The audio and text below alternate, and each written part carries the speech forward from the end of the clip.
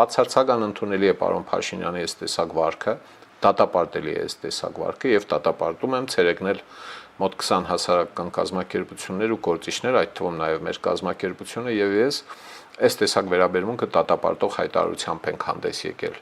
Կազդվի պարոն Փաշինյանը սրանից թե ոչ, շատ կասկածում եմ։ Շատ եմ կասկածում, եթե ազդվի եւ իր վարքը փոխի մարդկանց հետ շփվելու, նույնիսկ նրանց հետ, ովքեր իրեն չեն հանդուրժում, ատում են իշխանությունը, ժողովրդավարական երկրում իշխանությունը պիտի պատրաստ լինի ամենածանր քննադատության։ Հարգելի ժողովուրդ, քաղաքացիական պայմանագրի համակիրներ, անդամներ, իշխանավորներ,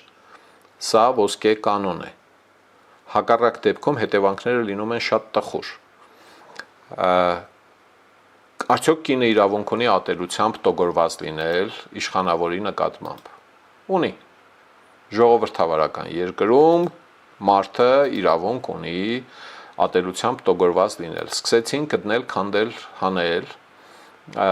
տիկնոջ, երեխայի հետ, երեխայի ներկայությամբ ղժալ, պոռալ։ Ամենավատ դրվագներից մեկը այս զրույցի այն է, որ քաղաքացիական պայմանագրից մարդիկ կային այդտեղ վագոնում, եւ մեկը չասես թե լավ էլի, Նիկոլ, լավ էլի, հասկացանք, այդ ղժալ պոռալը որն է։ Մեկը չասած թե այ մարդ չի կարելի նման բան անել, դա բացարձակ անընդունելի վարք է իշխանության ներկայացուցչի համար, ես եմ սա ասում։ Արմինե Մոսիյանի տեքստերը կտամ սկսեցին հրապարակել 22 թիվ սեպտեմբերի 11, շատ դաժան տեքստեր են։ Խոր ատելությամբ լցված տեքստեր են։ Մարդ է, որը պատերազմի ժամանակ հոր կորուստ է իր հերթին, հա, Արցախի պատերազմ պարտություն տեսած կին է, իր կրթությամբ, իր արժեքային համակարգով, իր դաստիարակությամբ։ Սիրելի ժողովուրդ, խնդրում եմ լայքել եւ բաժանորդագրվել ալիքը։